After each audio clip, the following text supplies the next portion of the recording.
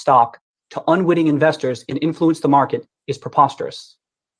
My post did not cause the movement of billions of dollars into GameStop shares. It is tragic that some people lost money, and my heart goes out to them. But what happened in January just demonstrates again that investing in public securities is extremely risky. As I said earlier, I consider myself and my family fortunate with our investment. When the stock price broke $20 in December, I knew my investment was a success. I was so happy to visit my family in Brockton for the holidays.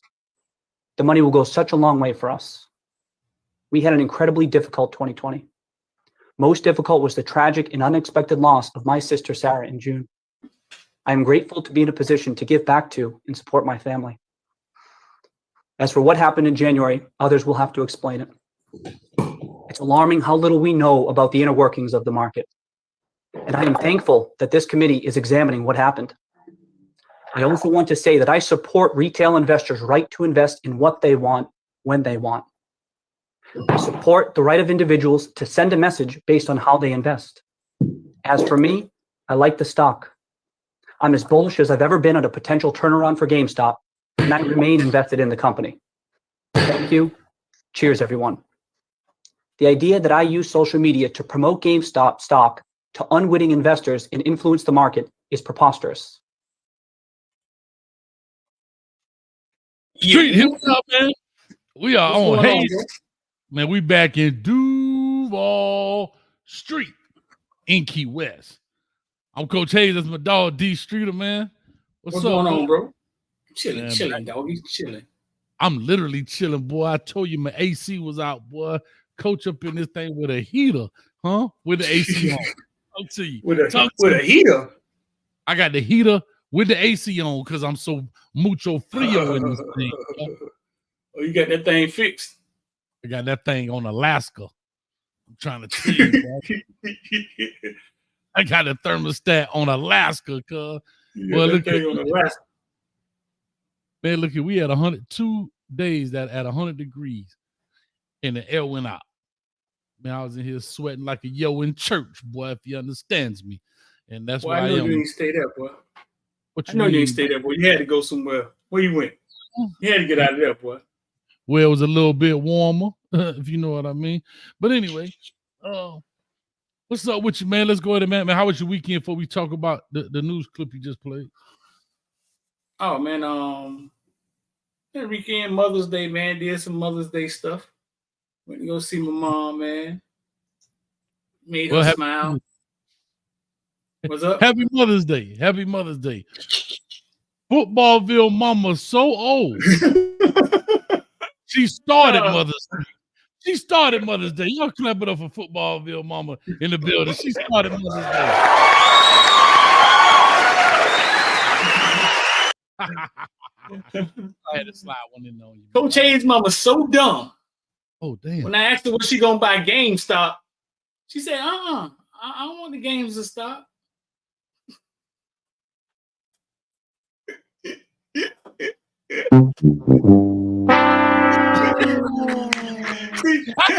That was funny. I gotta give me some sound effects. I gotta give me some sound effects, dog. Okay? I thought you was gonna bomb, dog. I thought you was gonna bomb. Paco, what's up with you, baby? But anyway, we had to start that off, man. We got 75 people in climbing in the building. I just wanted to go ahead and let a few people get on in here, man. Let's talk about this, bro. Again, we are in Key West right now. We decided to stay over here, flew back. I took the private jet from Orlando because, you know, I was with moms, moved her up here. PJ. So I took the private jet down to Miami, stopped there, Pickup Street, and we landed down here in Key West to be back at Sloppy Joe's Bar and Grill. So if you see some felonious activities down there below us, just know our disclaimer is we have nothing to do. So said felonious. Yeah, so with that being said, man, talk to us, man. I know you deal with stock. A couple years ago, or during COVID, I would assume there was a big thing about GameStop being shorted, whatever. Give us the investment for dummies summary on that, because that's what I am. I'll try to sum it up, really really fast and simple. Literally, a lot of people don't know you can invest in a stock going down. You can basically say, hey, listen, GameStop $30 a day. I think it's going to be $20 in July. I'm going to invest in that. It's called a put. It's called shorting the stock. So you don't always have to invest in stocks going up. With options, you can invest when they go down. You can say, hey, I think this stock is going to crash. Okay. So what the hedge funds do, hedge funds are guys who control a lot of money in the market, big money. They go to hedge funds, they give to these guys and they manage their money. Hundreds of millions, billions, sometimes billions of dollars. You know what I'm saying? They short stocks, but they don't play fair. They short a lot. They don't play fair because they own magazines, they own publications. So if they say, hey, AMC GameStop is going to go down, they can have Joe Blow write a story about it. AMC owner saw at the dinner with an underage girl. They can write anything, you know what I'm saying, and drive the stock down. Right? Right. Like So, for example, right. Just remember, this is investment for dummies. Like me. Investment for dummies. So if I invested in the New England Patriots, and that guy wanted to write a story about Robert Kraft at the such and such. Okay, I see where you come with that. Okay. Right. You like, no. Robert, what? Not right now. I just invested in them. Oh, Robert Kraft got caught at the massage salon. New England Patriots stock go down. So a lot of times that's what hedge funds do. I mean, that they short a lot of things. And I mean, it gets a little deeper, man, but try to make a long story short, is they decided 2020 to short GameStop and AMC. And they were boasting about it. Oh, AMC, GameStop is going out of business. Like nobody goes to the store to buy games anymore. The stock is, let's say it was $20 at the time or whatever it was. We're going to drive it down. It's a $5 stock. And they thought it was funny, right? Who is they? You mean the hedge funds? The hedge funds, right. Yeah, they would go on CNBC, get interviewed. Oh, we think the next big short is GameStop and AMC. Nobody's going to the movies anymore. You can watch movies on your phone. All of the stuff they were saying was true, right? But a group of people on Reddit is like a message board. A group of gamers on Reddit did not like the hedge funds talking about GameStop and said they came up with a bright idea. If we never sell the stock, they can't make it go down. So basically, it was the hedge funds. It was a lot of money, big money. You know what I'm saying? Versus literally gamers in the United States. the people of the United States. And the one guy, Keith Gill, that you just saw that had to testify in court, basically Roaring Kitty was Deep Fucking Value was his name on Reddit. His nickname. Started to invest in the stock, AMC and GameStop, started to invest in GameStop and was saying, I'm not selling. And he would show you 20,000, 10,000 into GameStop. I'm not selling. I'm not selling. And he would get up and show you every day on the internet he's not selling, which sparked other people to buy because what they were trying to create was something called a short squeeze. If you don't sell, the stock can't go down. The hedge funds can't pull it down. So eventually, they're going to have to cover all the money. You know what I'm saying? They're going to have to cover because they were saying it was going to go down. And if it doesn't go down, they're going to have to cover all of that money because these guys decided not to sell. That's how it's supposed to work. Does that make sense? Yes. So here's my thing. You're saying that all of those gamers had more money than the hedge funds or invested more money? We don't know who had the most money. We don't know who had the most money, but okay, let me try to explain it another way. If I say, Hayes, I'm gonna buy all the Chevys. I'm gonna buy all the Chevys in Dade County, right? All right. I'm gonna buy all the Chevys in Dade County. And you were saying, man, listen, I got an idea. Chevy going out of business. So Chevys should be, they used to be 5,000, you can get them in the street, but they should be worth about 1,500. You know what I'm saying? In a couple of years. But if I buy them all up, right? and I never let the price drop, then you can't get it to go to 1,500. You see what I'm saying? That makes sense? Gotcha. Right. So that's what happened. They brought up all the AMC, GameStop stock. They was trying to buy it all up, but they was buying it, saying we're not selling. We don't care what y'all put out. We don't care about the fake news. We don't care, but we're not selling. And they were calling it diamond hands, right? We're not selling. We just holding it. Basically saying that the hedge funds eventually are going to have to pay up because the stock didn't go down. Y'all got to pay the difference and pay up, which would cause a short squeeze and would cause the stock to fly out the roof. Now, the stock did fly out the roof.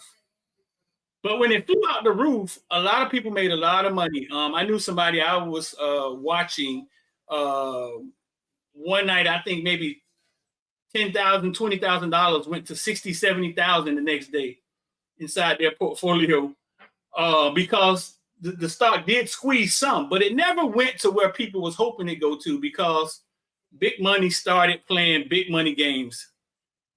Hayes. Big bank take little bank. Big Bang started flexing their muscle, and literally they got Robin Hood to say, nope, we're not selling the stock anymore. So that's when you realize, oh Lord, the hedge funds are in bed with Robin Hood. Robin Hood stock went down because of it, because it was bad PR. And we realized that they were able to trade, right, in something called the black market. So we wake up every morning and trade, exactly. So we wake up every morning and trade, but they trade so much money, they were able to trade in something called the black market. And to make a long story short, I just think that they just manipulated the situation. They didn't play by the rules. They didn't pay back what they were supposed to pay back. They just found a way to back channel. Hey, listen, man, don't you know John that blah, blah, blah, da, da, blah. Tell him, listen, man, $100 million, we'll do this, do that. But it did, if you watch the Netflix story on it, it did drive one of the hedge funds. One of them went down and he had to call up his homeboys and borrow some money. But it was kind of just like the regular investor versus the manipulators. The market manipulators, literally. So what's interesting about that whole thing, dog, is that these people playing with millions and hundreds of millions of dollars. Like they playing with it. Like it's monopoly money. Like it's literally playing with it. Yeah. Literally playing. No, literally playing with it, Hayes. Like literally, hey man, hey, put 5 million on Google first thing in the morning, and then we're gonna pull it out and then we're gonna short it. Like literally playing with money. Like playing like that with money. All right. So my real quick, easy question, because I'm a logical thinker, black and white, right? In a sense. Mm-hmm. Yes and no. That's not illegal to short stock, like to play with money like that. I'm just asking. I don't know. I'm asking because I don't know. Bro, it's not illegal to fake people out in the stock market. No. But what was illegal was that, hey, listen, you guys did not pay up when you're supposed to pay up. How is the stock still coming down and not squeezing? You know what I'm saying? And how are you guys trading like in this black market and what's going on in the black market? And that's what's illegal. What's illegal is having your hands in Robinhood, which is a trading platform. So it got so bad that we woke up one morning, Robinhood was not letting anybody buy GameStop or AMC. Like, oh, they telling you can't do it because that is a trade. Right. That's like E-Trade or whatever it is, right? Right. So stuff like that is illegal. You just have to prove it. You know what I'm saying? But when you're talking about legal and illegal, when you start talking about money, it's almost like what you can influence and what you can't influence.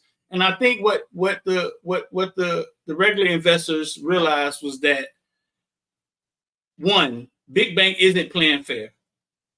People of power aren't playing fair. They're about control. They're not going to sit here and wait to see the score of the game. They're going to make sure the score of the game favors them. All right, real quick, man. We got a face in the place, Eddie, in the building. I think we both clicked at the same time. Eddie in the We building both hit at the says, same I time. bought back in 2021, still holding. For me, it's more than just money. This is for 2008. This is to make the corrupt financial institutions pay for their crimes. It's payback Right. time. What's GME? Give me my. GameStop. Oh, my bad. I thought it was. That's the symbol for GameStop. See, and that was the kind of rhetoric conversation that they were having. Listen, man, we're gonna make them play. We know they manipulate the stock market, but if we don't sell, they can't short. And at the end of the day, the stock still 3 years later got pulled down. I think GameStop was once $100, $120. It got pulled down to $17, Hayes. This morning it was $17. AMC, $2.98. I think it had hit $60 or $80 at one point in time. But the reason we're talking about this, because this morning, the guy that you saw testify woke up this morning and after 3 years started tweeting. Literally started tweeting like he tweeted a video of Thanos putting on the glove. He tweeted a video of the movie The Baby, the guy, the expert driver riding, literally saying, let's go. And dog, both of the stocks hit 100% today. So if it was 17, it's at 34. Is that what you're telling me? At 17, GameStop went from $17 to $38. It touched $38. Right now, we're talking both stocks are up 24% in after hours. Was that after 5? Right. So AMC is now because after hours for me is after midnight. AMC was $2.90 this morning, and right now in after hours is $6.47. That's like 100%. 100%. That got 120%. So right. so listen, to make a long story short, he started tweeting this morning and the stock started running again, bro. It's almost like it's something out of a comic book, bro, to be honest with you. And it's just a guy, if you go watch it, he's a normal guy, a little geek, you know what I'm saying? Call him a geek, but just a normal guy, a gamer that says, I like the stock. And basically, they had a nerve to call him in and have him testify, saying that he rallied up Reddit to get them to do something you're not supposed to do in the stock market. You're not supposed to get together as a gang, right? And target a stock. And that's what the head. Come on. Shout out to Coach Hayes. Y'all come on. But they went after him.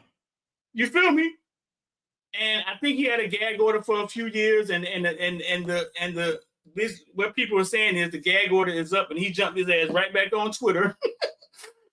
And I like the stock, and it ran again today, which is a cool story, bro. And if you get in at the right time, you could make some money. So 100% on anything, you can make some money, huh? Did he make money? Oh, he made a lot of money. Because he was at the forefront of it. He probably made a lot of money today again. Because he's at the forefront of it. He starts at $2.90. And he says, and he puts in 50,000. I'm just guessing. So he starts at the bottom, right? So if he put in 50,000 and the stock's up 100% today, at least he doubled his money if he was stocks. If he was in options, who knows? He could have $1 million a day from 50,000. So to wrap this up, the moral of the story is we need to stick together to get things done. Bro, that's all you telling me. Yeah. That is, Hayes. Because here's what I'll say. His plan would not have worked if people start selling. Basically, that's what you're telling me. Right. His plan would not have worked. Right. In theory, they were saying if we don't sell, they can't pull the stock down. That's basic math. And then kids in high school start buying the stock. But if people would have sold, the plan would have went to shambles. Right. But they stood together for the most part. Listen now. Okay. I'm gonna tell you this, Hayes. Blind stupidity, right? Blind stupidity. But they stood together and held hands. It's almost like the people standing in front of the people standing in front of the guys in riot gear, right? They got riot gear and guns and they got sticks and rocks. Because if I tell you what I'm doing, right, then you know what I'm doing. I get it. Hold up. Coach finna be football on this. Hold up. Follow me, Street. Street. I remember doing this one time. I remember calling, right? We're going right. We're on the goal line, right? Check me out now. We're on the 1.5 yard line. Talk to me. I tell them dive right down the gut, wedge, right? We're going wedge. O-line blocking wedge, running back thinking the ball. I told the quarterback, keep it, boot out, and run like a mother lover to that pylon. Don't tell none of them. Don't tell nobody. Put it out there for him. When he go like this, snatch it from him and boot. I remember don't tell nobody, because if you tell them, the O-line starting to look to see if you made the boot play. I want them to sell this thing. So that's what you're saying? Meaning, I'm not telling you what I'm doing, but y'all, I'm down with the play. But I ain't telling you. It's kind of like the boxer saying, "Punch me, hit me right here." Yeah, it looks tough, right? You know what I'm saying? And but you just told him, hit you. You know what I'm saying? Hit you right here. Literally, you're saying we're holding and stop. So now they just got to figure out a way to work around it. Okay. But if the rules were to work right, it would have worked in the people's favor. But literally, if I'm saying we holding, we not letting go, and we know we can manipulate the system, oh Lord, they just put a whole bunch of money in, and we're gonna pull it down anyway. It's actually like Thanksgiving for the hedge funds, because they can manipulate the system and they can do back channel. Right. So literally telling somebody what you're doing just allowed them to be able to say, okay, well, if they holding, we got to figure out a way to work around it. I'll just say this, Street, before we push on. I'm finna go break the piggy bank and buy some GameStop. Run it, dog. It's running, though. Should I do Being it? up 22% after hours is crazy. Should I do it? I got $32.87 in my piggy bank, dog. You can only buy one GameStop. It's $30 right now. That's all I need. Well, buy one then. All right, I'm on my way. Matter of fact, hey, thank y'all for coming out. God bless. Good night. We out here.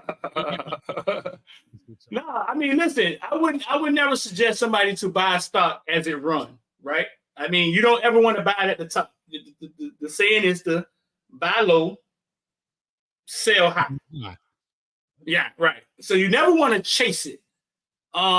This situation right here where tomorrow you may get started jumping. You see Dave Pointney from Barstool. He started playing with it. He was a big one.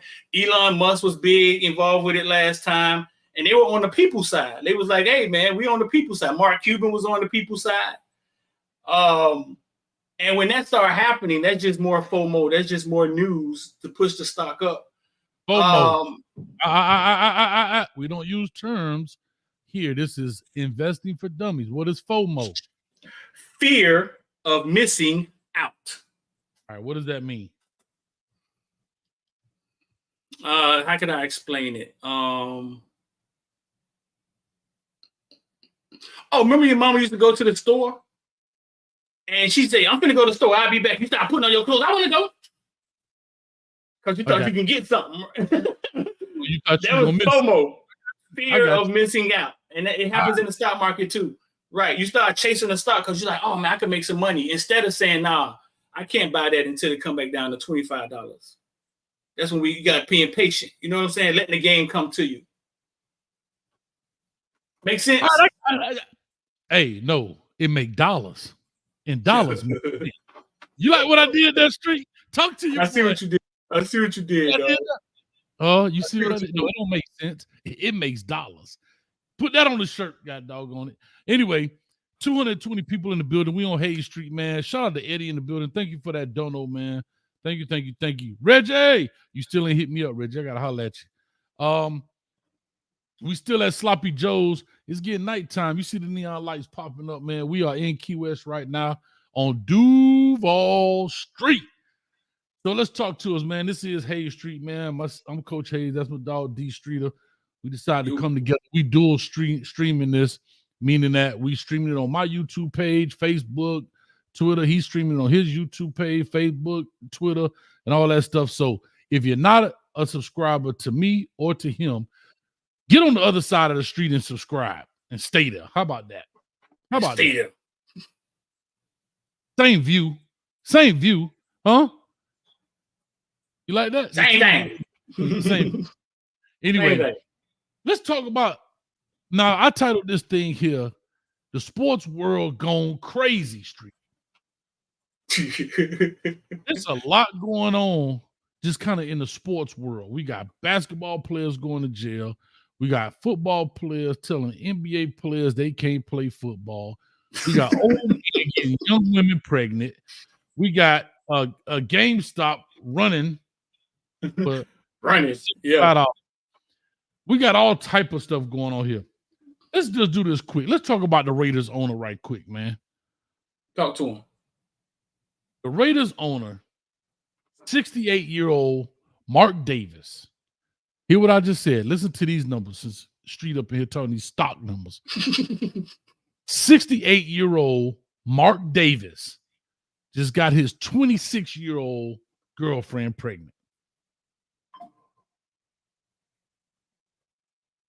Hold up. Maybe y'all didn't hear me. 68-year-old owner of the Raiders, Mark Davis, just got his 26-year-old girlfriend pregnant.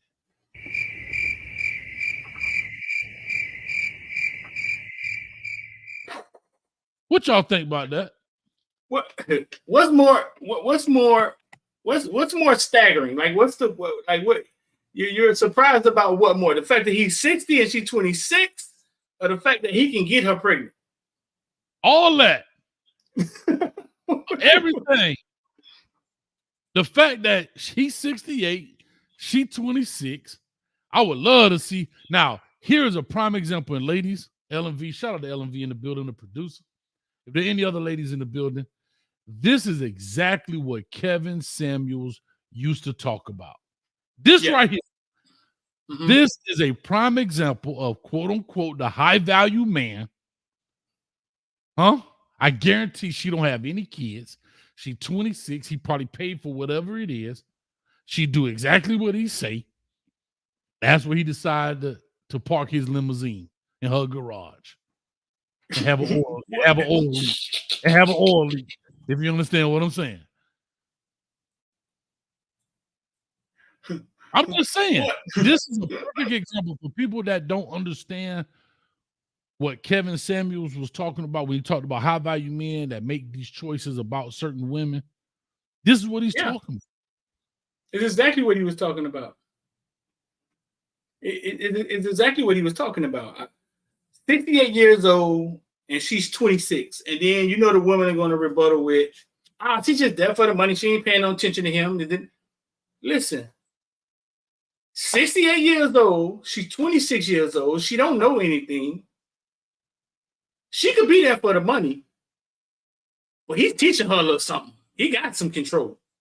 She doing whatever he say. Is anybody outraged? That man got liver spots. That man.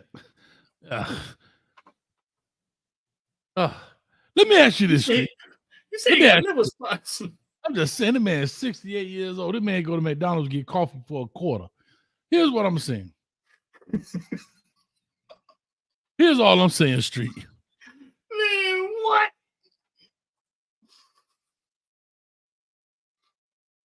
Not to judge her, but we about to judge her. What in the world, bruh? What's up? I'm trying to think. How do I say this without sounding real Kevin Samuel-ish? Or what's some other guys? No, but I'm say it. How does 68 and 26? Two questions here. One, does he have a problem? And two, does she have a problem? What do I mean? A 68-year-old guy looking at a 26-year-old woman to be his girlfriend, i.e., what's my man from the Clippers that they took the team from with the racial comments? Who? What's the guy that owned the Clippers? Oh, yeah, with the Magic Johnson comments. Yeah. Oh, that was a while ago. Somebody has said in the comment section, here it's coming. 5, 4, 3. She's an influencer too. She's an I didn't know that she was an influencer. So, so my question is that weird for him? Like, she's not 40, 35, 40. Donald Sterling. Thank you, guys. Donald Sterling, yeah. Is that something with him? And then on the reverse side, you look at the Anna Nicole Smith situation. Remember, she was dealing with a dude that was 90. Yeah. You say is there a problem? What do you mean? Reggie, 5 minutes in the corner. Right now, Reggie. 5 minutes in the corner. He only had 2 swimmers out there in the ocean, and one of them made it. Hey, no. What kind of problems? What kind of problems you talking about? And you 68, dog. What does a 60 like? What can you? Okay, I get the fact. Even if you want some type of control, but what conversation does a billionaire? I think it was like 2.9 billion, 2.8 billion. What are the conversations between the owner of the Raiders and the 26-year-old influencer? What is that like? What conversation are they having? That's your granddaughter, dog. Right. At least your daughter. At least your daughter's age.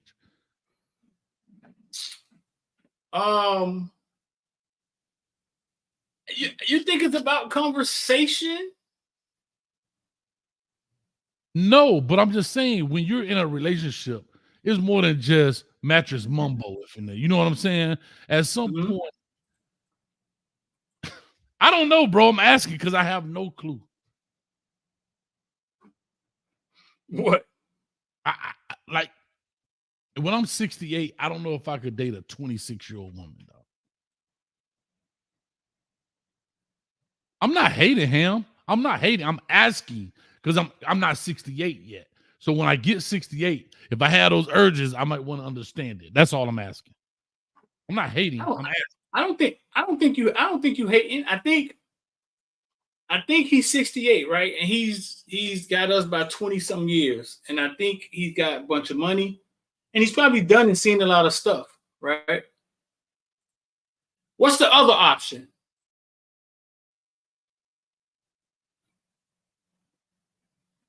Let me play devil's advocate.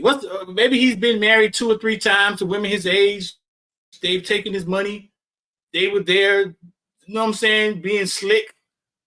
And now he done said, hey, nah, I'm finna go get me a puppy and I'm just gonna train it. Like what's the other option? Like, we would have to see what he's like, you know what I'm saying, his history, like what he's done. Yeah. All right, let's see. Does he already have kids? Now that might be a factor. They probably older than her. Right. I'm sure they older than her. Because he doesn't have kids. He don't? Hold on, let's see.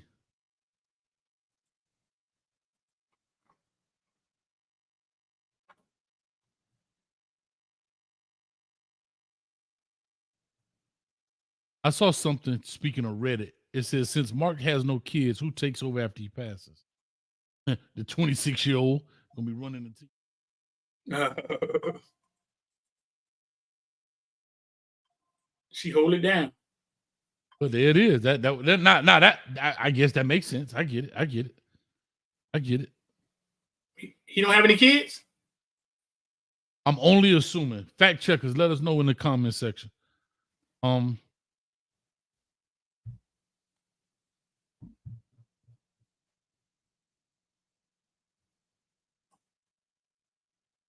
don't know. Maybe I answer my own question just doing a little research. Yeah, Mark Davis is 60 plus with no kids.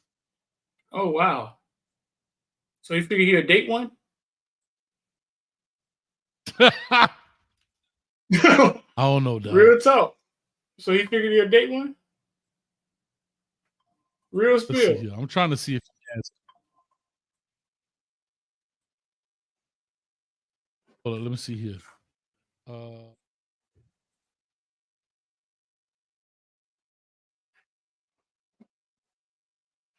Don't say anything about kids. Okay, well, that boy, hey, leaving the legacy alive. There it is. Well, and like you say, Robert De Niro just had a shorty not long ago. Hell, Donald Trump had his son. How old was his son when he was born? That boy can't be number about. He probably was about 60 when he had him. I know the people in his family like, damn, dog. I don't know. I'm just. I know the people in his family like, damn, dog. You couldn't look out for us.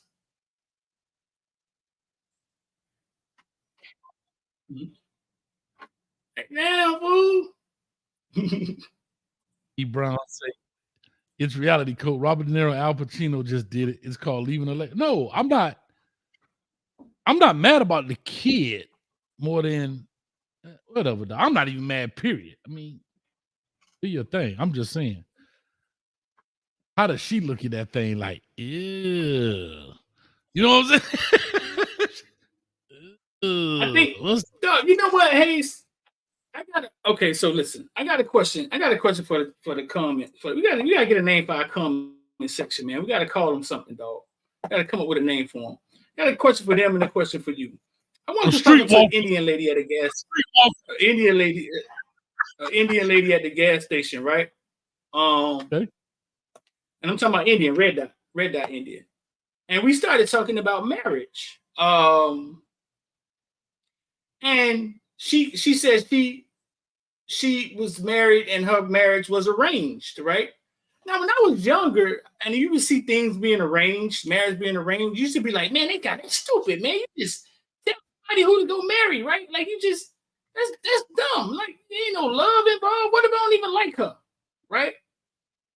But as I get older, I started questioning the fact that, okay, we get married for love, right? They're getting married. They are pairing up families. Like, listen, they have a nice family. They got money. We got money. We can, you know what I'm saying? Our legacy is in good hands because we're marrying into a good family, a family with money, a family with values. And they're getting married for something that now, as I'm older, that I'm saying like, is that more important than I love you? Like being married for a purpose of your family and legacy and standing on that foundation, or being married because I met somebody, I love them, maybe our families get along, maybe they don't. Like I don't. Okay, so here's what I'll say, Street. I think it's a cultural thing. I think here in America, you marry people based on love, and I'm only speculating this because I don't know. I've never been to other countries and talked about this. But in other cultures, that is the culture. Arranged marriages when they're 7, 8 years old and they grow. The problem is, what kind of life is it? Like you say, what if you don't like that person? What if he don't like her, she don't like him?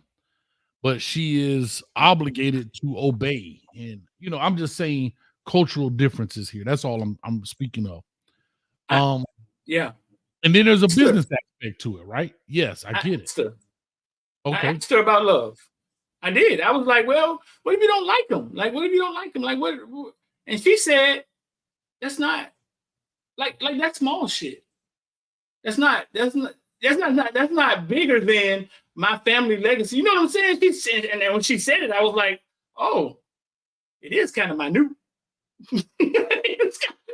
when you're talking about your family and legacy and doing the right thing for the people behind you. Yeah, but why don't you? Okay, I hear you. It makes sense. The problem is you're doing it. Think about how miserable your life. Okay, let me ask you a question, Street. Think about your worst relationship. Right. And you had to do that the rest of your life.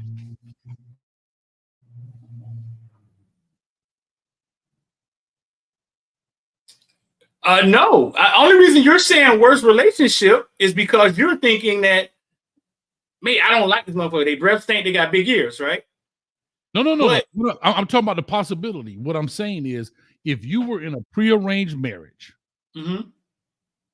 and that person ended up being the worst relationship you've ever had, imagine being stuck in that.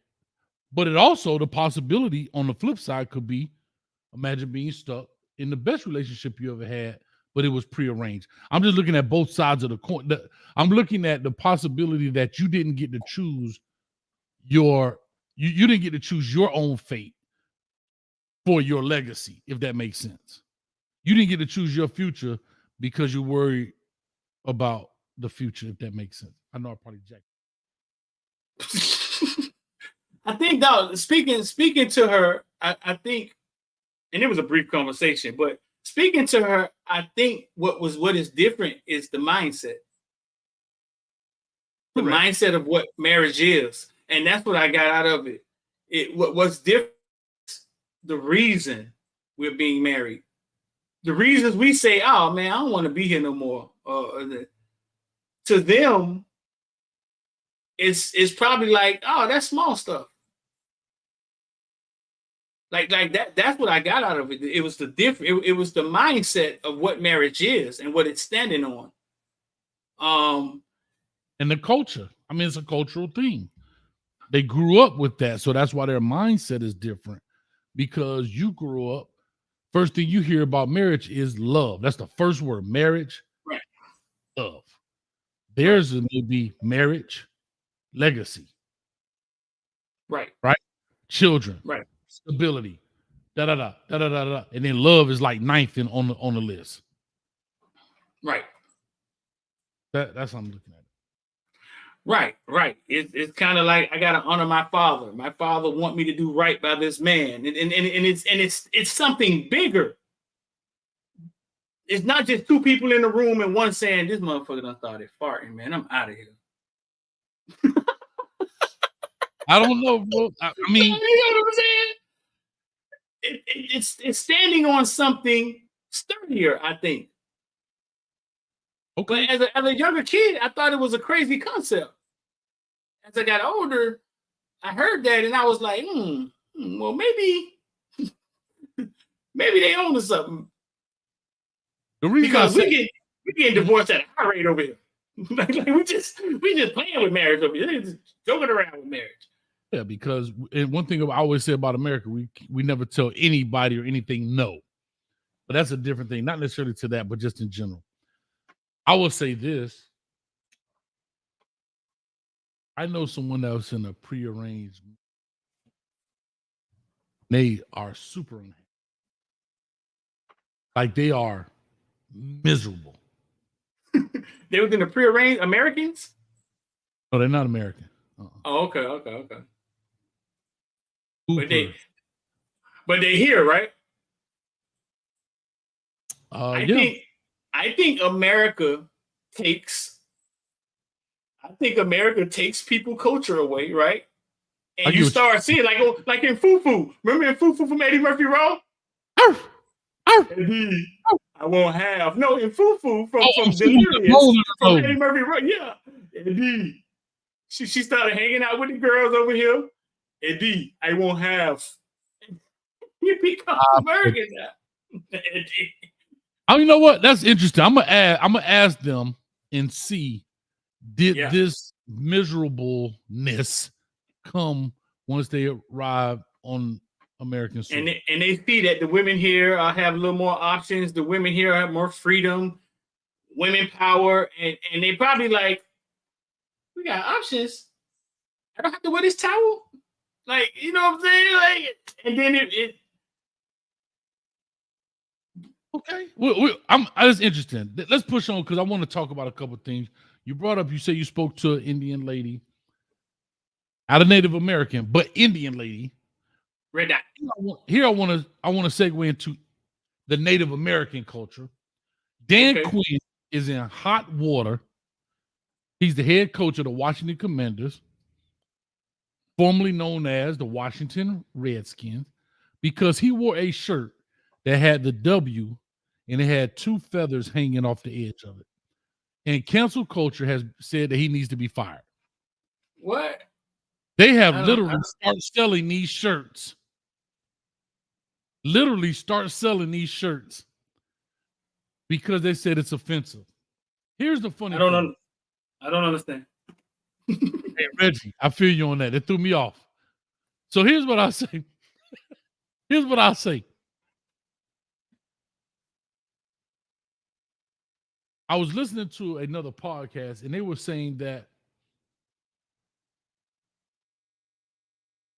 the cancel culture in America is so crazy that the people that should be offended are not offended.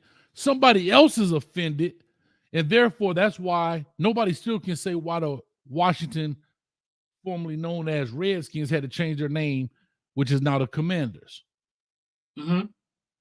Still got the Atlanta Braves, right? Kansas City Chiefs, Florida State Seminoles. Is it still the Cleveland Indians? I think so, yeah. What I'm saying is, at the end of the day, you have a W up there with the two feathers. What is the outrage? Like, I guess my question to you is, Street, if the group of people who should be outraged are not outraged, should there be an outrage? Of course not. I'll give you one. All right. Colin Kaepernick took a knee. Let's go. Colin Kaepernick took a knee during the national anthem.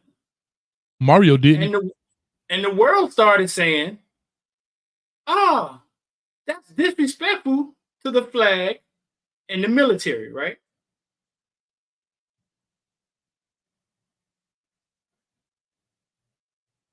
I was a United States Marine, right? Nobody asked me, did I feel it was disrespectful?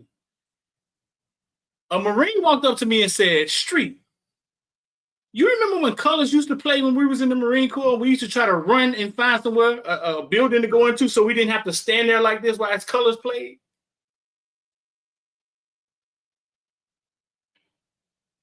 People was outraged for the military, right? but if you was somebody from the military, it was like, we would be like, nah, that ain't a big deal. Just don't burn the flag. You know what I'm saying? It's not a big deal. Just don't burn the flag. A guy that suggested him do it was from the military. So the outrage that's just PR stuff. That's just saying a group of people are muddying up our face and finna drive our stock down again. And we got to kind of try to fix it. But does it make any sense? Hell no. Because you just named 4 different teams that still. Well, apparently I've been corrected. The Cleveland are now the Guardians. Okay. I didn't know that. Because I'm not I don't watch baseball. Thank you, IMAX, for that.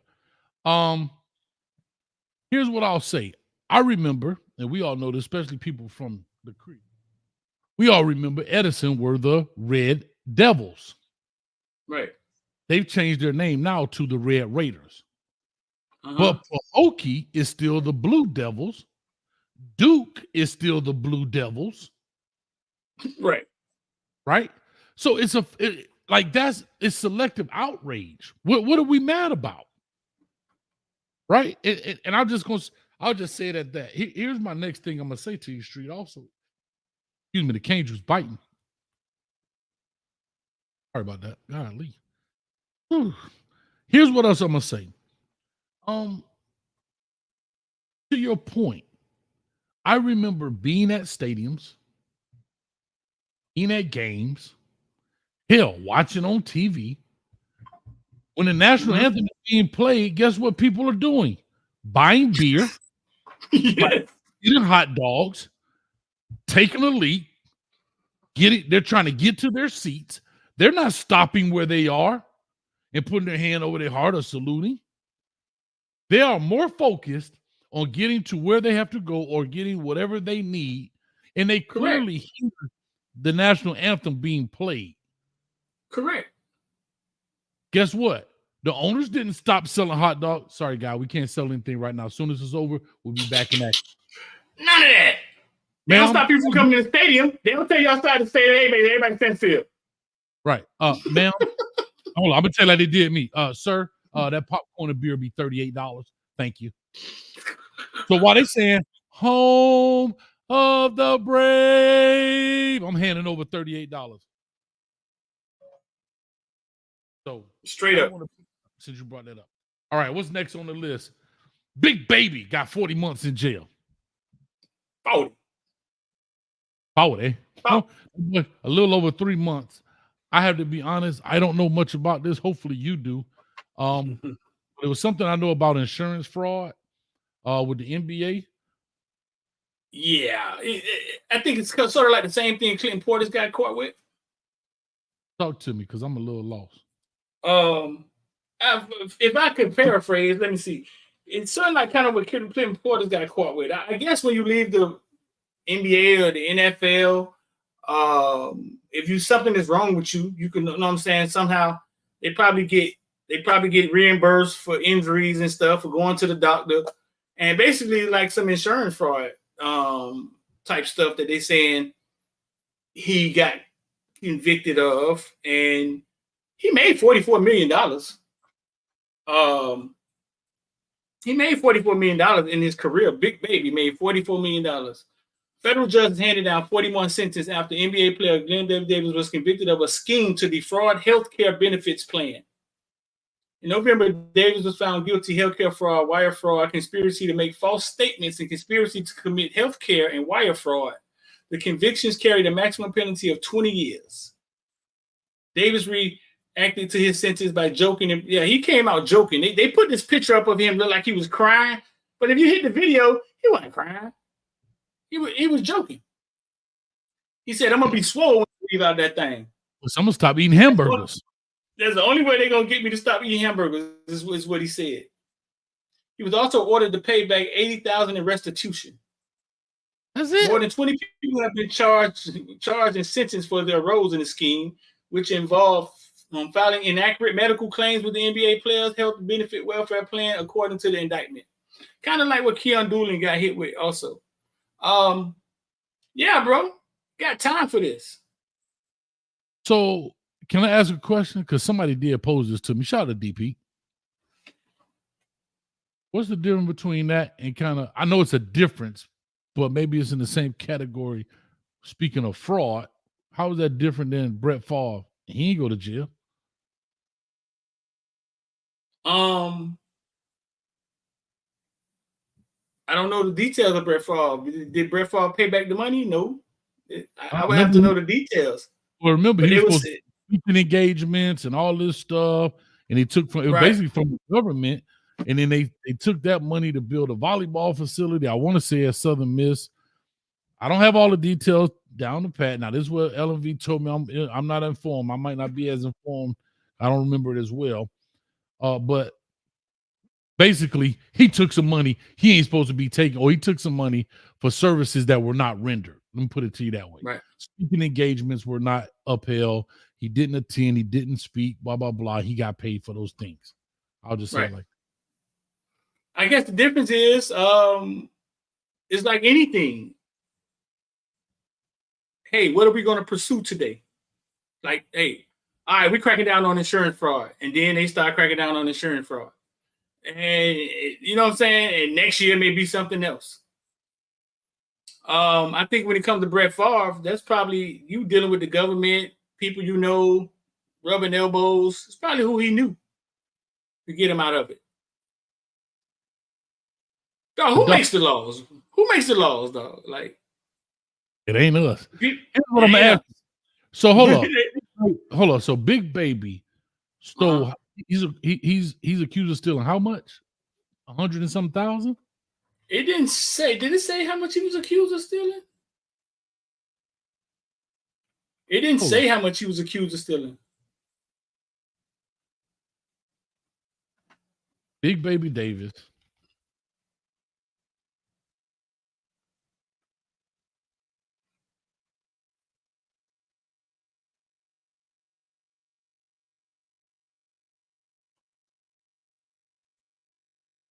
And their families for more than $5 million. Okay. And all he got to pay back is $80,000? That Rose and Scheme. 2 former NBA players. Who the other? They don't even talk about the other guy, which NBA vet, Terrence Williams.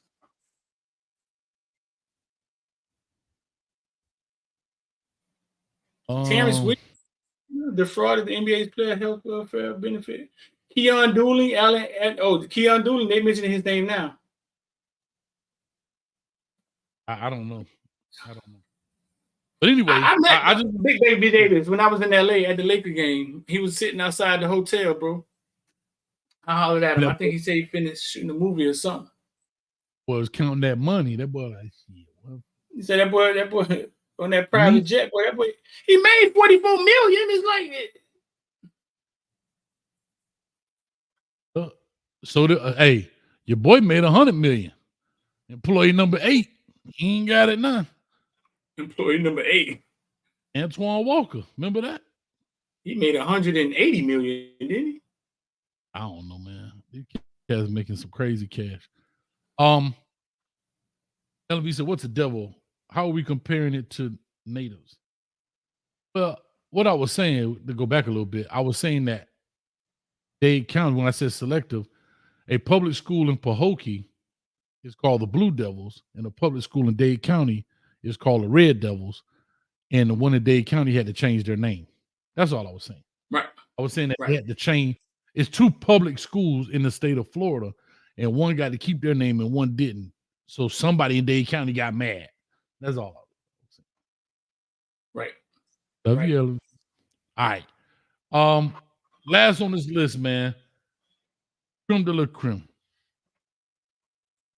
I forgot who it was. Austin Rivers or somebody came out and said that he could name 30 NBA players go and play in the NFL. I just got one question for you. Current. I just got one question. You agree or disagree? I just want to agree or disagree. That's it. 30 NBA players that could play in the NFL. I agree. Agree or disagree? I just want the one word, and then I'm gonna ask you. I agree. I disagree. Now we got us a fight. Let's get it on. Oh, I definitely agree. What? We ain't talking about no training. We talking about put the tennis shoes up and go put on the cleats. I agree that you can find 30 of them. I disagree. You're crazy. I disagree right now. You're crazy. I disagree. Okay. Why? Okay, so why do you think not? So I don't think so because I'm not big with. I think it was Shannon Sharp and what's my man with the beard got into it. I think it is a different skill set.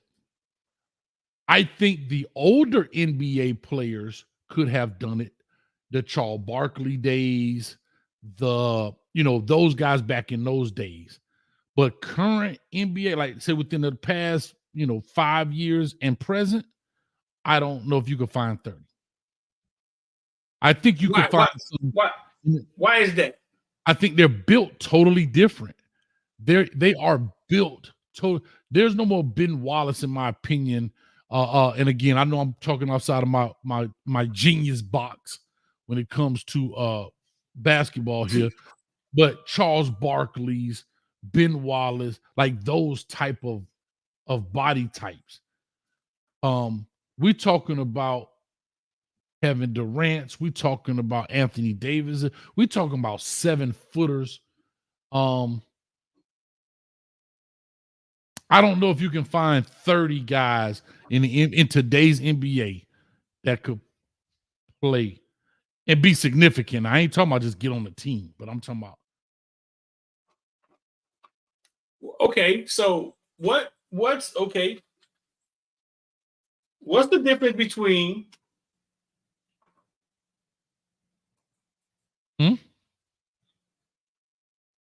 6 foot, 170 pounds, right?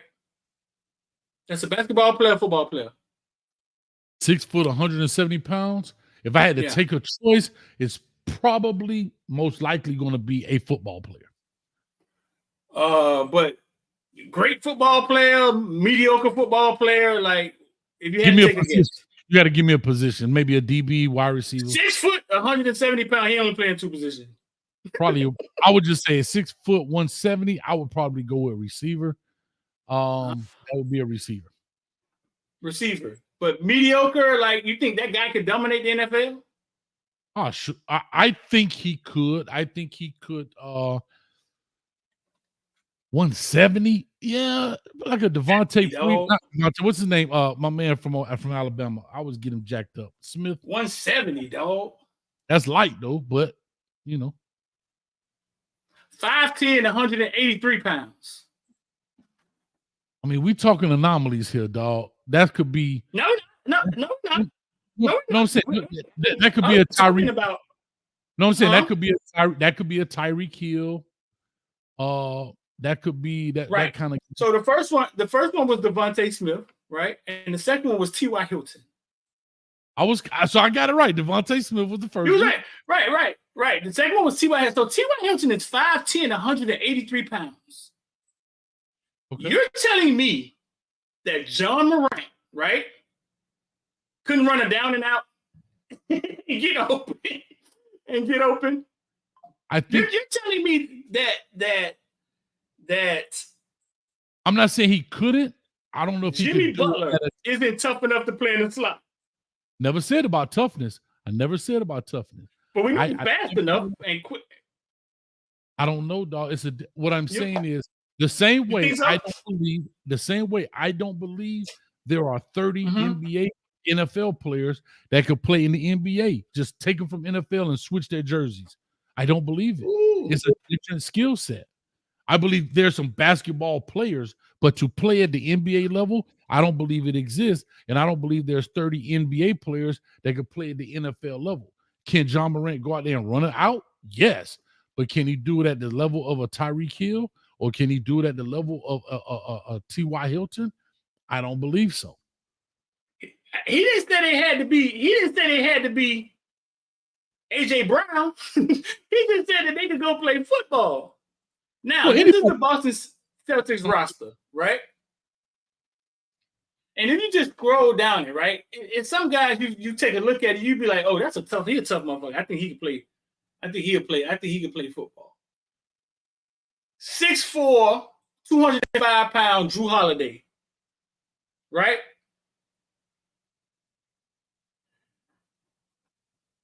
Is he Jeremiah Smith? No, and that's college. They had to be elite. Now you're saying they got to go be elite to be in the NFL. You're elite. NFL is elite. No, some guys are on the bench. No, don't do that. They are elite. See, one thing we can't do, Street, is we can't downplay because he's second team. We can't say that he's not an elite player. He may not be as elite as Tyreek Hill, but there's a reason he's on that roster.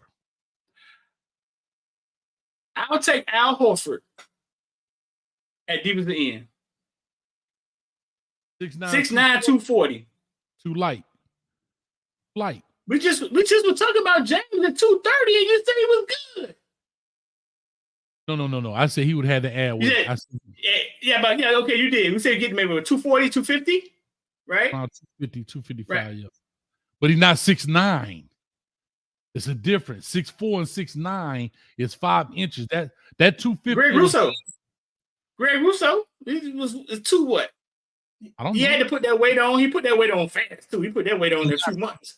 Yeah, but he's not 6'9", 240. Look way different than 6'5", 240. Dog.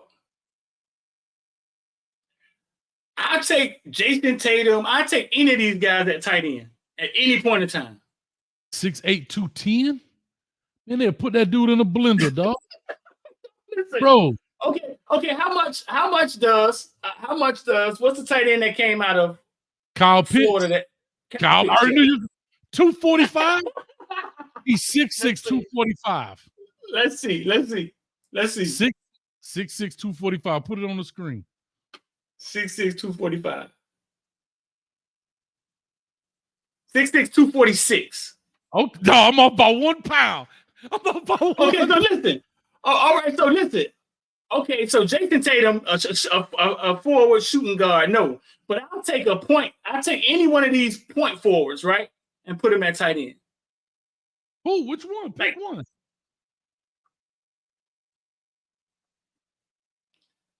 Xavier Tillman, 6'7", 245.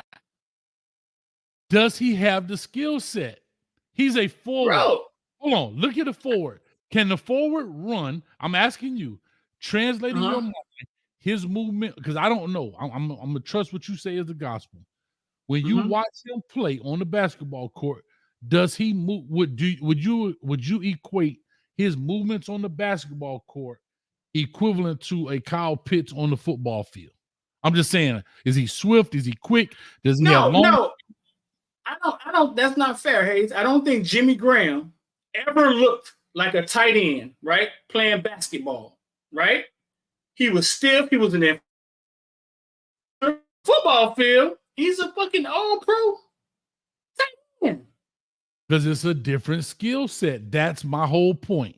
It's a totally different skill set. So it's hard to make that transition at the elite level of NFL, NBA. But what I'm saying to you is Jimmy Graham on the basketball court was an enforcer, a rebounder, right? Not Dennis Rodman, but he was kind of Dennis Rodman, he wasn't really a scorer. He wasn't slew-footed. He got on the football field and became an all-pro tight end. I get it. But he didn't look like one on the basketball court. I know, because it's a different skill set. That's all I'm saying. So, I think a lot of these basketball players played football their whole life anyway, Hayes. You can't cut that out. I disagree. These kids today, I'm talking about this from now, let's say 2019 to now, 2018 to now. A lot of these kids specialized. A lot of these kids may have played Pee-wee, but they didn't play. If they played in high school, they probably played 1 year, and they AAU coach or they basketball coach was like, man, if you don't get your behind off that football field, you 6'9".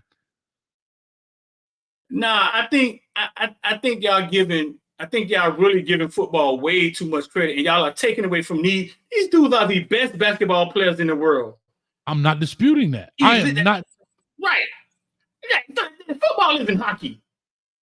Okay, if you're telling them to put on skates and hit people, now that's different. I agree with you. Y'all are killing me right now. But at that level, we're talking NFL. We ain't talking about could they have done it. Go look at Draymond Green at Michigan State. He looked like a deer in headlights in his uniform compared to what he does on the basketball court. Just like you said. No, but I just gave you Jimmy Graham. I know. It's in reverse. Jimmy Graham looked like a deer in headlights in a basketball uniform versus a football uniform. Draymond Green looked like a deer in headlights in his football uniform compared to a basketball uniform. Like, but Gonzalez, what the tight end name was? Gonzalez. What was his name from the Chiefs? Tony Gonzalez and Cal looked kind of like Jimmy Graham. Like he wasn't like he was a rebounder. He was kind of athletic. He wasn't like super skilled. Antonio Gates, lower level basketball in college, and goes to the NFL, and they are star tight ends, Hayes. Stars. Okay, here's a perfect all pros. Here's a perfect example. All pros. Don't mind if I take this down? You good? You good? Here, oh damn. Get off my face, Street. I think you're losing this one, dog. Here's a perfect. No, because I'm about to hold on. I'm gonna hit you with that right now. Here it is, right here. Y'all let me know. Hold on. Y'all let me know if I'm right or not. Y'all let me know in the chat right now if I'm right or wrong. I am not disputing that NBA are elite players. They are the top 1% of what they do. NFL players, the top 1%. Hockey players, baseball players, whatever. But here's what I'm going to show you the difference. Boxers and MMA, they both box, but what's the difference? Most boxers can't MMA, but most MMAs can box. The skill set. That's all I'm saying. Can a boxer go and get into MMA and work it out? Yes. But if I take Floyd Mayweather into the ring with, I'm just picking two names, guys. Please don't Twitter me to death. Floyd Mayweather and Conor McGregor, and just with no training, and just say, here, y'all two box, and then y'all two MMA. But I think the more skillful game is basketball. No, but hold on. Floyd would kill him in boxing, and I think Conor McGregor would kill him in MMA because they're both elite at their thing. I don't think he'll. I think the problem here, you know what the problem is, Hayes? Apples and oranges. That your argument is America's sport. I think all of them know how to play football for the most part. I think it's something they grew up doing, because it's our sport. Yeah, but we all grew up playing basketball too. Guarantee the majority of these football players were on the high school basketball team because they were the most athletic. I think basketball skill. Basketball is the skill thing. I think basketball is baseball is probably the most skilled sport that you can't convert to, right? I think basketball is like next, dog. It's like basketball is. Then you got football where you can just throw Neanderthals out there and say, "Hey, you catch the ball." See, that's why I think you make a mistake. I think you do. No, I think you said what a lot of people think. I think you think, like, for example, defensive line. All you got to do out there, or offensive line. All you got to do is go out there and get in front of the guy and block him. It ain't easy. What I'm saying is, I hear where you're coming from, but it ain't that easy to just get in front of that guy and block. Why? Because he has a skill set. The same way Steph Curry can shoot a three is the same way Aaron Donald uses his hands. No. No, don't say the same. I think basketball skill set is a little higher. No, more specified, more specific. Whatever. But what I'm saying, the skill sets are different. Meaning, the way Steph Curry can shoot a three is, in my opinion, the way Aaron Donald works his hands, gets his body small, and that understanding that comes with time. The reason Steph Curry shoots the three is because the way he practices it. It's innate within him. He gets it, but he has to practice that and practice that. Aaron Donald is as good as he is because he had that gift and he honed in on it and he used his hands ridiculously. There are a lot of three techniques that can't do what Aaron Donald does, and they're in the league. There are a lot of guys that can't throw like Patrick Mahomes, and they're quarterbacks too. See, Patrick Mahomes would be equivalent to Steph Curry in basketball. The way in which he throws the ball, sees the opening, blah, blah, blah. You're throwing the ball into a hoop this big. Patrick Mahomes is throwing the ball into a window this big with different arm angles and here and all that crazy. Yeah, I don't think they could be quarterbacks, but I think, like I said, I don't know if Jimmy Graham was a football player in high school, but he damn sure went and became a Pro Bowl tight end. Like, it almost seemed like it was a point where a lot of the basketball guys were just like, well, I just go play tight end. and it was working. But here what If you had time to build your skill set, I would agree with this. But the question was, take them out of here and place them there, and could they play at that particular level? Not that you could train them. Not that you could train them. I just showed you T.Y. Hilton and Devontae Smith and how small they were, right? One of the most amazing things I ever saw in sports was watching Allen Iverson go from one end of the court to the other. It looked like it happened in 4 steps, dog. Like it looked like he was shot out of a cannon. And we know he played football, right? He was a football player. Yeah, he was Mr. Virginia in football. But watching him go, and this was 10 years ago, watching him go from one end of the court to the other, it looked like it took 4 steps. And he's not a big guy. He just was that explosive. You know what I'm saying? There's a bunch of those guys in the NBA. Oh, Ronald Curry. Listen, Ronald Curry that played at North Carolina basketball and played quarterback football. When I went to Virginia, Iverson was just coming out. He had just had that brawl in that bowling alley. So his name was big there. Ronald Curry was just coming out of high school at Crabbers, and he was going to North Carolina to be the quarterback and to play, I guess, guard or something at UNC. And, of course, we all know UNC had a great basketball program. I'm not saying that they're not players that can't do both. We are talking about strictly transplanting. Take your NBA jersey off and put on the NFL jersey, and can you play at that same level? I don't think so. Yeah, 30 players. I think it's 30-something team. You saying one player per team? I will put my bet on that, Hayes. One player per team, maybe 0.7 play. I would put my bet on that we can get one guy off each team to go play NFL football right now. I bet you we could get one guy off each team that was all state in high school in football. I bet you. In the past 5 years? In the past 5 years? Yes. No, sir. You want to know why? Now, if you go back to Charlie Ward, the Allen Iverson, I would agree with you because kids did play dual sports. Kids are now specializing. They are only playing basketball. Coaches don't let them play nothing else. Like, you know what I'm saying? Like, you very rarely see that. You understand? You very rarely see that. But you got guys. I saw Keon Coleman. He was throwing some dunks down too. I saw Keon Coleman out there balling. But I don't know, Street, if you could you take Kevin Durant right now and put him on a football team? No, not Kevin Durant. LeBron James. I would take LeBron James, and he'd have 7 sacks at the end of the season from coming off the edge. If I put LeBron James at tight end, he's going Pro Bowl first ballot. Can I say this? And I don't want to sound like no real sucky MC. I don't want to sound like no real sucky MC. But can I say this? He is athletic. Like a sucky MC. I am.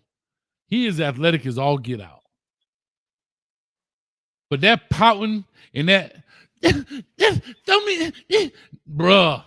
Nah, he only do that because it's basketball. It's part of basketball. He didn't do that because it's basketball. He was the all-state wide receiver, wasn't he? Nah, man, that dude played. Y'all stop that. That dude played a couple of, again, specializing. Coach said, man, if you don't get your behind off that dang on football field. Okay, let's go. I'll go with LeBron. I'll take that. Check, that's 1. 29 to go. I'm telling you, I'm sure one player per team. I'm sure we can find one player per team. What's the kid name that played for Kentucky? And every time I see his huddle, I was surprised he played. He played for Kentucky, got drafted by Sacramento. Light-skinned kid, bunch of tattoos. I'm gonna give you one. Can I tell you one? I'm gonna tell you NBA player. A dude named Nick from New Orleans. What was Nick's last name? Collins? Nick did not play football for Miami New Orleans Senior High School. Matter of fact, do me a favor. See if you could pull up Nick from the Minnesota Vikings. Nick. He played FIU basketball. I know, right? White guy? I'm gonna give you his name right now. White guy? Oh, Nick Collins. That's his name, Nick Collins.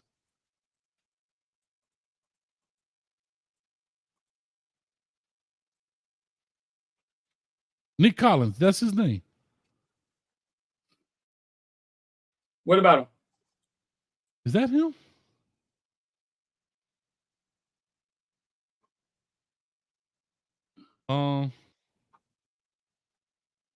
No, that may not be his name. What Nick played for the Vikings? I want to pull his name because Jalen.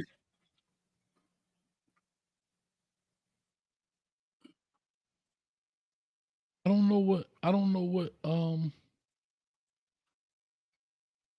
Nick, but anyway, while you looking it up, Nick played basketball for Norton, Nick Taylor. That's his name, Nick Taylor. Nick Taylor. See if you can pull up his picture or pull up his yeah. His name is Nick Taylor.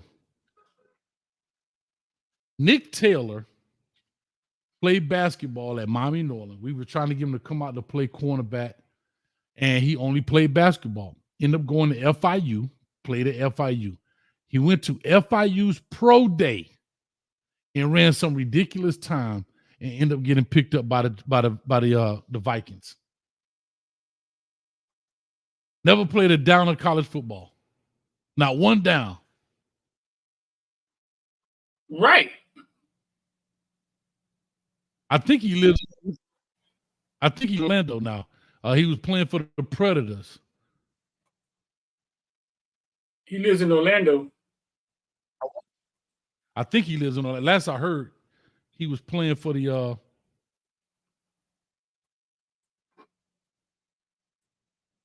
Dog, because I think it's almost it's obvious to me that I think you can find one guy. He ran a 4.27 in the 40-yard dash. Added 15 reps of 225 on the bench press, 10'6" broad jump, and a 36-inch vertical. The Vikings brought him into town, put him through a private workout, and signed him later that day to a 3-year contract worth $1.4 million.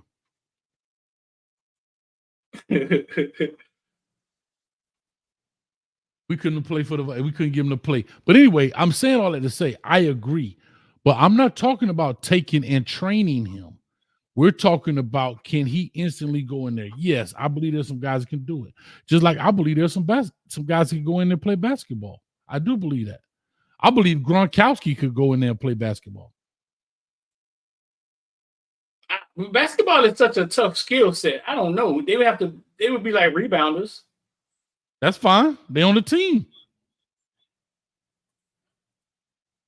This is 7 foot, 240 pound Willie Cauley-Stein that played at Kentucky.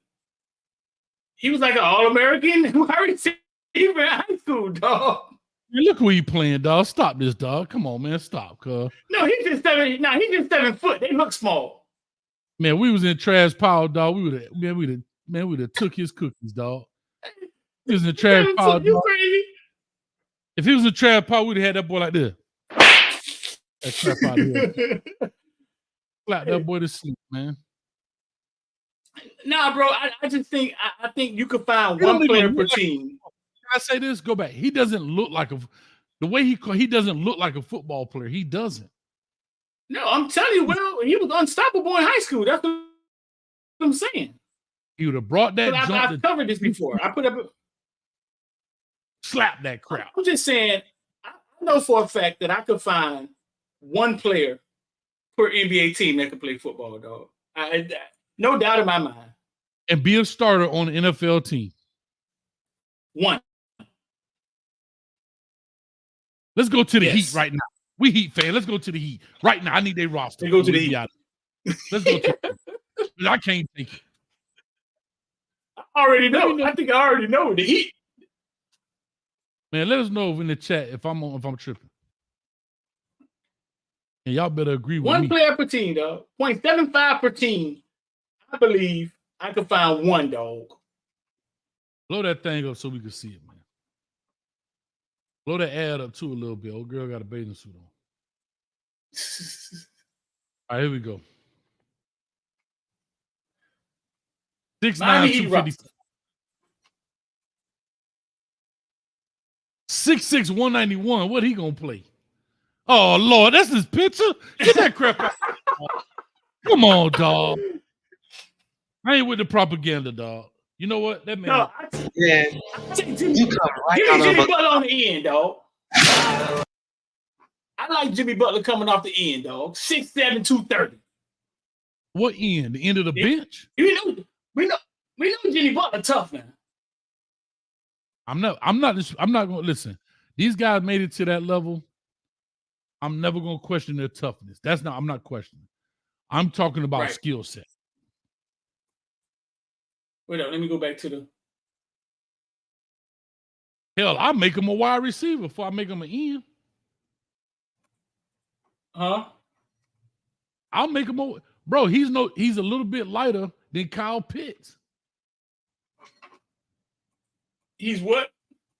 He's a little bit lighter than Kyle Pitts. He's 6'7", 230. Kyle Pitts 6'6", 245 or whatever he was. Bro, remember Andre Johnson was 225, 6'3", 6'4. How much did he weigh? Ray was around 220, 225. Dwayne Bowe and them too. So here we go. I just thought that Jimmy Butler picture was funny, dog. So here we go. That job. Booger. Shout out to Antonio Brown. Booger. Bam Adebayo, 6'9", 255. That Greg Russo, ain't it? We know he can bang. Kevin Love, 6'8", 251. You gonna have Kevin Love as an offensive tackle? Oh, he's 60, 70 pounds light. Those offensive tackles be looking pretty lean, dog. They looking like big guys. Because everybody's so big. If you Google the average size of offensive tackle, I guarantee it's around 300, 315. I guarantee it. Offensive tackles? Put the average size of an NFL offensive tackle. I guarantee it's around 300, 315. Guarantee it. On average. 315. See? This dude's 65 pounds lighter. 6'5", 315. Okay. And you talking about 6'7", 2 what? These new offensive tackles are that big? Them fellas be looking like basketball players, dog. Because offensive tackle be slim. Because everybody around them is big, dog. They don't have guts anymore. It used to have big bellies. No, right. No, I'm saying when I actually see them in person. Like they seem like slim, like they seem like basketball players. Adam, what's up, man? I sent you a message, dog. I miss you, bro. Need to holler at you tonight, dog. But listen, but dog, you said 6'8", 251. Kevin Love, 6'8", 250. You know how little that guy is? Who else we got? I'm waiting. I think Josh Richardson can play wide receiver, dog. That's fine. I don't have no problem with that. 6'5", 200. But again, can I tell you this? I'm willing to bet Terry Rozier play. I'm willing to bet Terry Rozier play football. I'm willing to bet that. Let's look it up. I'll look it up. Huh? I'll look it up. Terry Rozier. 6 foot, 190 pounds. I'm willing to bet Terry Rozier played football at some point in his life. Well, can we not count Pee Wee? You got to be high school and up. Is that fair? No, listen. What Bam? I'm agreeing with the comment section. We know damn well Bam Adebayo could get on the football field somewhere. Hold on. Here we go right here. Hold on. Oh, man, he Boston Globe. Where did Terry Rozier get those football skills he bragged about? This came out in 2017. Mm-hmm. Hey, you got to be a subscriber. Somebody buy the Boston Globe right quick. Got it blocked out. Hold on.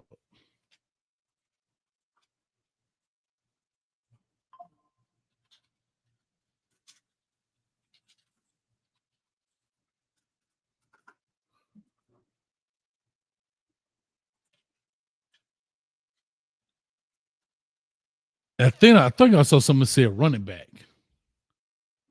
I'm sure Terry Rozier played football. I wouldn't doubt it. I wouldn't doubt these guys didn't play. I'm just saying that you can't take the jersey off and put a jersey on and say they're going to be elite. The same way I say you can't take a jersey off a football player and put it on. Matter of fact, we used to hear Terrell Owens say this all the time. Terrell Owens always said his first love was basketball. I remember they did like an MTV Cribs on him. And they went to his basement. He had a full San Francisco 49 basketball court. He said, my first love is basketball, but I'm only 6'3", so I had to go to the court. Right.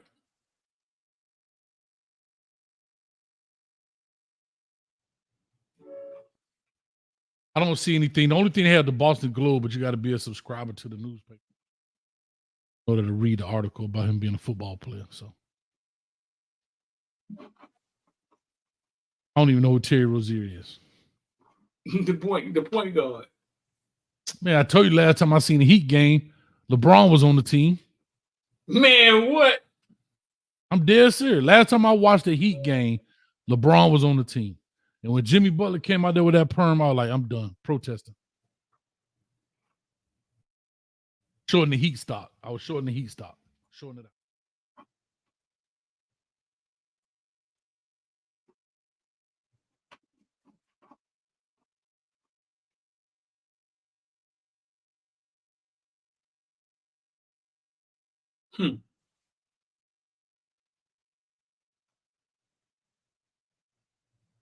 I don't want to give some love though. And this is I'm being as sincere. Let me change this right.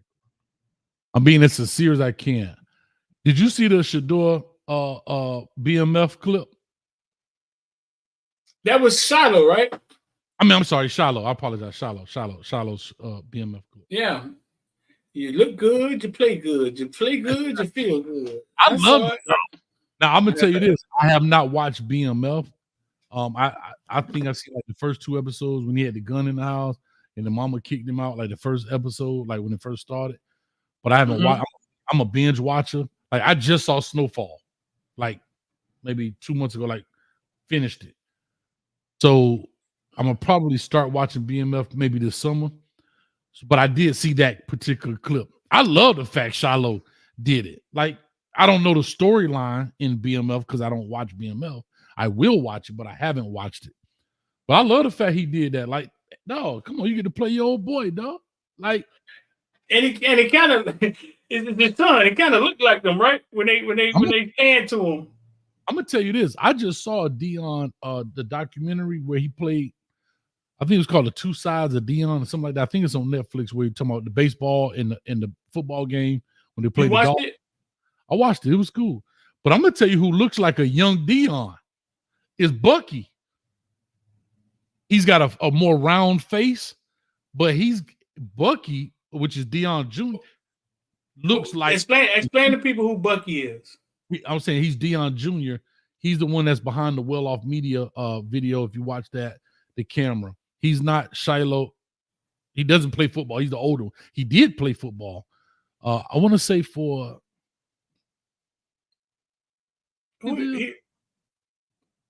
somebody put in the chat who he played for. Bucky did play football, but he's a little older than Shiloh and Shador. I want to say he's around 30, but he's the one behind the camera now. Right. But if you look at those old clips when Dion was playing basketball and you look at Bucky right now around that, he looks like him in the face. Oh, SMU. Thank you, Adam. Yeah, now he looked just like right. But I don't think I may be wrong. I think Shiloh has his personality though. Like, you know what I mean? I think Shiloh, so it may have been easier to cast him in that right there because Shiloh seems to have that personality. Bucky seems to be a little reserved in that sense. You know what I mean? You think Shiloh has more of Dion's personality? I think Shiloh has that part, like to do the acting. If you listen to Bucky talk, he's very reserved. He doesn't project his voice. Like it's a lot when you talk about acting, getting into the acting world. I'm saying Shiloh's a little more outgoing. Yeah, he presents more personality, in my opinion, like in that sense. But I thought it was cool, bro. It's great to see that you got to see Cube and his son. Like, You know what I'm saying? Like, I thought it was awesome. I didn't even know anything about it because I don't, like I said, I don't watch BMF. But I am going to watch it. I'm going to start probably this summer when things calm down a little bit. But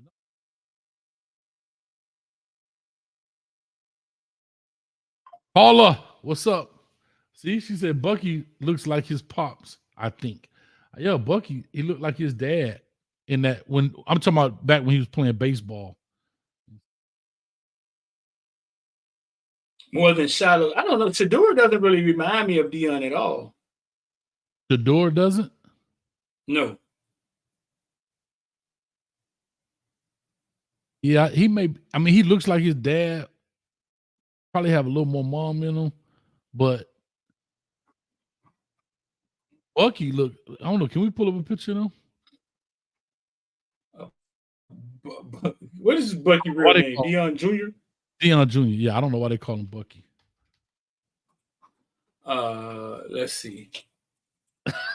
Paula, what's up, Coach Hates? It's your boy in the building. Talk to Coach Hates. If you see them like young, they look very similar. And Dion actually looks older. I mean, not older, but different than he did when he was younger.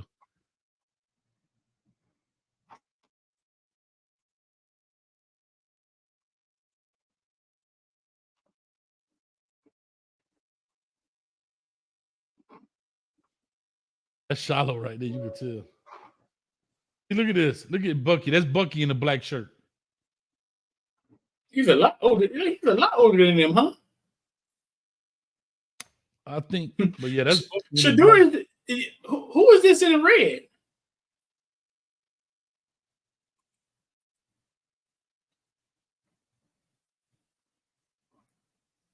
But tell me, Bucky don't look like Dion.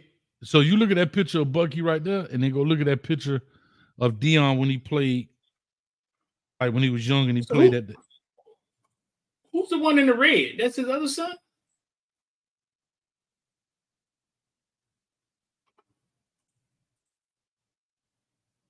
Yeah, that's Flo Rida. Huh? I said that's a nephew. That's his nephew? So Shador is the youngest.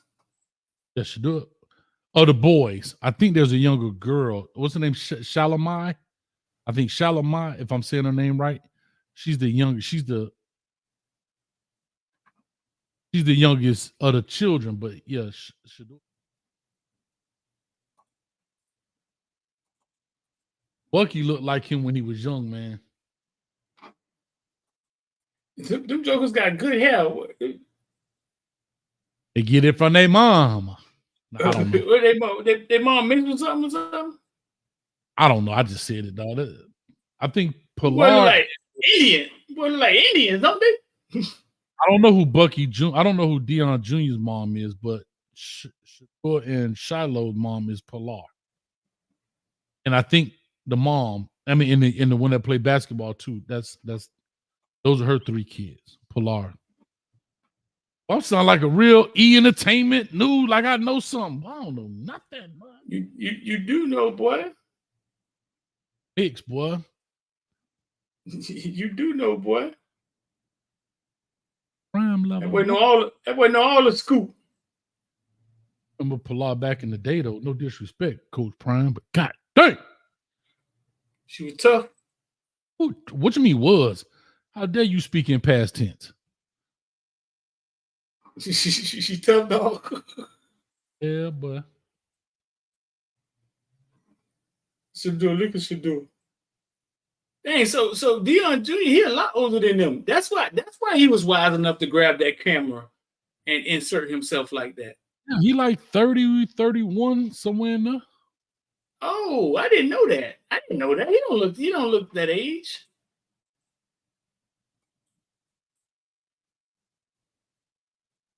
Okay, it makes sense now.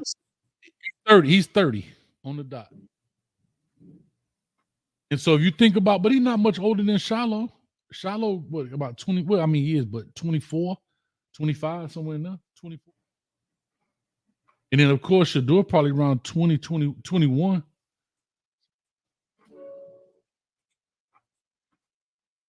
Hmm.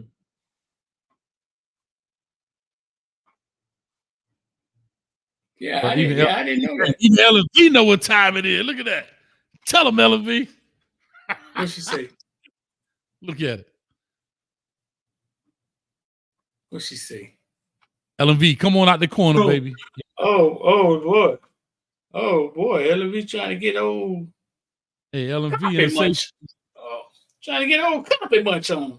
Hey, LV, you in a safe space with me, baby. Yeah. Nah, but anyway, LV trying to get old carpet munch on, huh? talking about, man. Huh? Carpet munch. You know. I got hardwood floors. That's all I got hardwood. I got hardwood floor, dog. You got hardwood floor, dog. You can spill and mop it right on up. That's all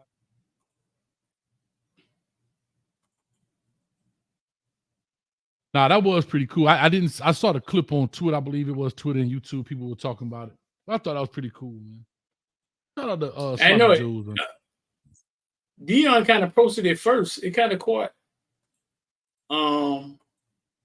He kind of posted it first. So when it happened, kind of caught me off guard. I was like, oh, decent acting skills. He did a little thing. Oh, that was cool, man.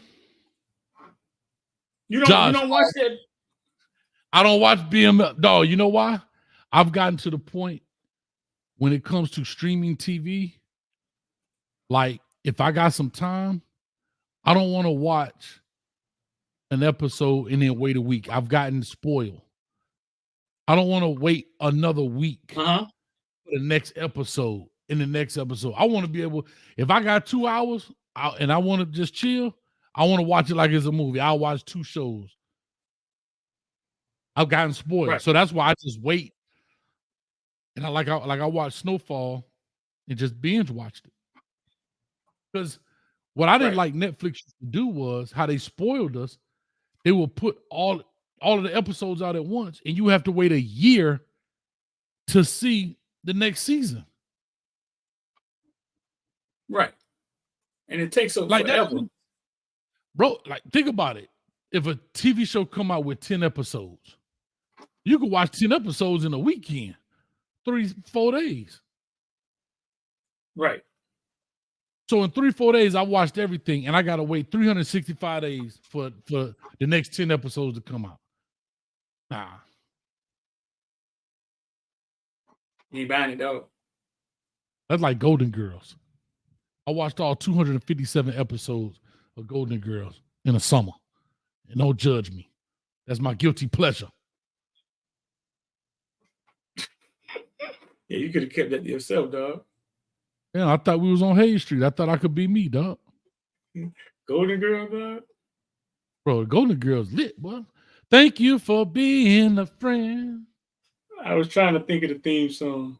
Travel down the road and back again. Come on. My heart is true. Uh-huh. Yeah. In the confidant. Dun, dun. And if you threw a party, come on, Street, invited everyone you knew. This man watching Golden Girls. You could eating buns. You and me. Come on, man. Picture it. Sicily, 1962. Me and Street were on Hayes Street. In Footballville, mama showed up trying to sell churros, and we ain't want none of them.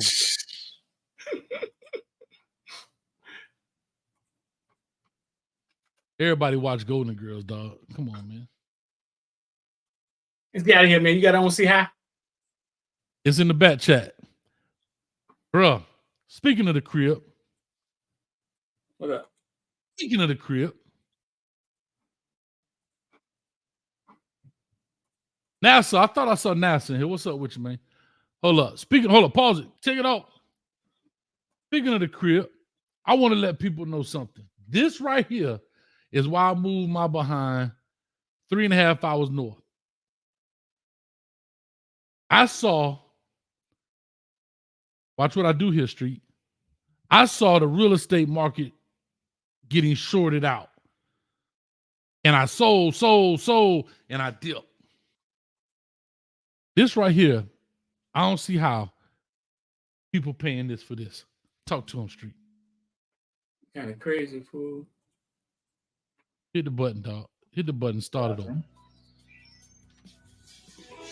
There's your space. Well, I'm going to bring Thanks you for back. watching. Here in the Alapata neighborhood of Miami, we have a efficiency for $1,600 a month. It's listed on the MLS. First class and deposits move in. And here it is.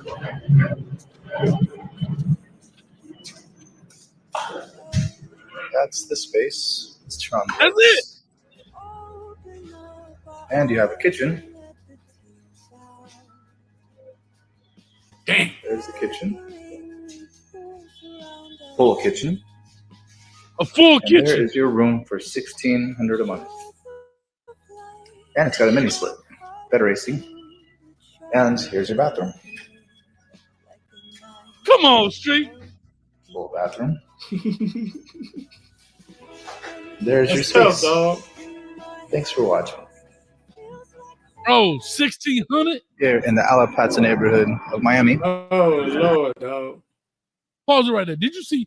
There's Oh, no way that's- in the world I'm paying 1,600 and I got a doggone construction cone in front of my house. Y'all out y'all damn mind. A construction cone. Bro, look at this bucket in front of your door, dog. Look at this bucket, dog. Bro, 1,600. 1,600, dog. Bro, that's your bed, your couch, your food. Come on, dog. Come on. To live in Alapata? No, hey. All love the 46th Street. But come on, cuz. And they got a nerve to have granite countertops in there, bro. And recessed lighting. Are y'all crazy? So you don't see how we living in Miami right now. That what you trying to say? I don't see how y'all do it, dog. I don't see how y'all do it. I don't. That makes no sense to me, bro. I don't see how, dog. Uh-oh. FAMU went from getting 237 mil in stock from a guy to say, hey, wait a minute, man. Let's pause on this, man. This guy right here, the only one with a COVID mask on. Say he was going to donate $237 million in stock. And when I first heard it, my girlfriend with the FAMU, I thought it was a cool idea. Like, damn. Stock can grow from his family trust. But then people started questioning, man, who the hell, 30-year-old black man got $237 million to give away? Roland Martin was like, I mean, he got some more. But now FAMU has paused. They have basically paused the deal. University has now paused the deal while it further assesses the donation's value, despite earlier claims that it did its due diligence. Before announcing $237 million stock from Gregory Jeremy, 30-year-old founder CEO of Batterson Farms Corp trustee. He's a basically marijuana farmer. So now they're kind of looking into it. They don't really know if it's true or not. Real money or... Bro, so here's my question. Shout out to the HBCUs. Street. We all can get got. I get it. But we always seem to get got in these situations, and we got to do better. It's like we're so happy to have something. We want to announce it so quickly that we don't do the proper due diligence. And we got to, we look foolish, dog. Okay. The man is there sitting in a meeting with his lawyers, with their lawyers, signing the paper. He's standing there in the picture. it's confusing to me. They say he wanted a non-disclosure of everything that happened, but it's confusing to me that guy you see in the picture, live in color, is committing a scam. Like, he's not hiding. Like, so I don't think it's a scam. I think it may be questioning how much the stocks are really worth, or are they worth anything? I think that's the part that fam probably didn't look into, or you know what I'm saying? You know what, Street? I logically speaking, I can agree with you. But I'm gonna give you a couple scenarios that will say the same thing. Just like the lady that went up there and did the fake sign language, like nobody was gonna see her. Huh? Like nobody's gonna notice this lady in here bankhead bouncing in the doggone thing. Come on, Street. Like nobody's gonna see in here talking about West Side. They weren't gonna snitch. How about the dude that was claiming he was a doctor? Remember the little young black cat with the glasses? What I'm saying is some people are willing to do that to get their 15 minutes of fame or to see if they could pull it off. Right. I got you. Like Leonardo DiCaprio thought he was a pilot. Catch me if you can. He thought he was a pilot? Yeah. I'm just, hey, my Stan. I'm just saying, bro, like,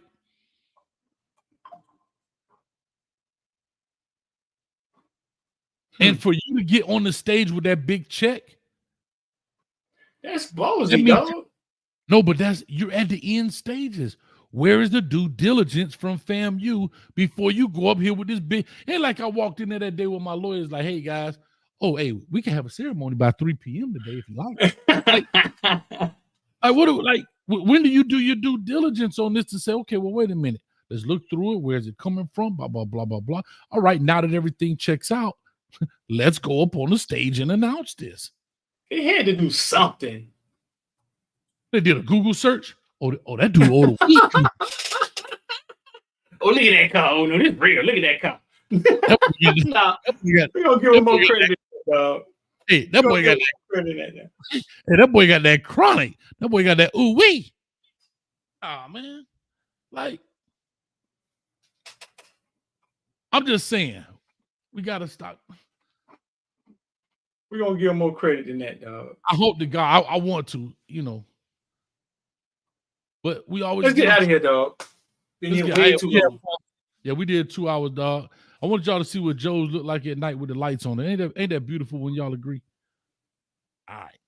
Anyway, I'm Coach Hayes. That's my man D Streeter. This is Hayes Street. 345 people in the building. We are dual streaming. Make sure you go hit the like, share, and subscribe button on both sides of the street, man, because we do dual stream this on Facebook, Instagram, Twitter, YouTube, and all the other good stuff. Appreciate y'all so much, man. And we'll be back tomorrow around 7-ish.